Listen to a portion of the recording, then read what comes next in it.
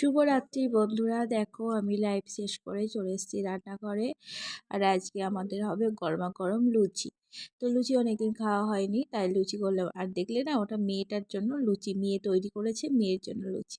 আমি একে একে লুচিগুলো ভেজে নিচ্ছি। মেয়ে বলেছে আমি লুচিটা তৈরি করেছি, ওটা আমার খেলা করব, পুতুলকে খাওয়াবো, তার জন্য ও নিজে নিজেই তৈরি করেছে। দেখো আমি একে একে লুচিগুলো বেলে নিচ্ছি। তো লুচিগুলো প্রথমে অনেকটা আগে থেকে বেলা ছিল, মা করে রেখেছিল, তার জন্য বেশি ফুলছিল না। তারপরে পরেরটা ভালো ভালোই ফুলছিল। তো অনেকক্ষণ বেলা থাকলে সেগুলো ফোলে না, আর সাথে সাথে করলেই না ভালো ফোলে লুচিগুলো।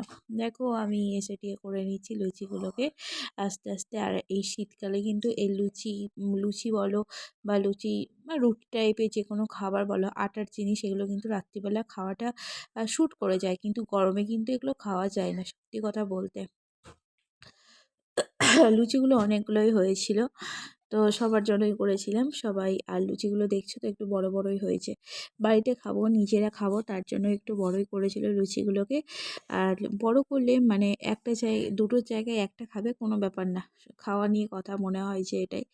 আর লুচিগুলো কিন্তু ময়দায় করিনি, আটা দিয়ে করা হয়েছিল।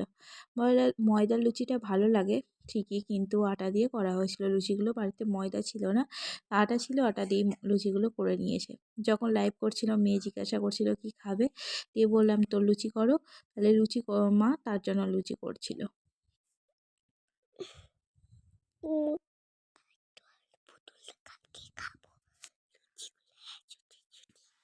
দেখো এই লুচিটা কত সুন্দরভাবে ফুলেছে।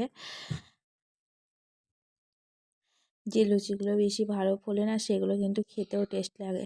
গল্প করতে করতে আমার লুচি ভাজা প্রায় শেষ। এবার দেখো মেয়ের যে লুচিটা করেছিলাম, সেই লুচিটাকে আমি ভেজে নেব। দেখো কত ছোট ছোট করেছে, দুটো লুচি ও নিজেই করেছে। বলছে এগুলো পুতুলের খাবার, দিয়ে পরে আবার বলছে যে তুমি খাবে এগুলো, ঠিক আছে। ও তো মানে বাচ্চা বোঝে না। দেখো আমি দুটো লুচি কম তেলে ভেজে দিলাম। আগে ছোটবেলায় আমরাও খেলতাম এইভাবে, মা যখন খাবার করতো আমরাও ভাবে সত্যি করে করতাম।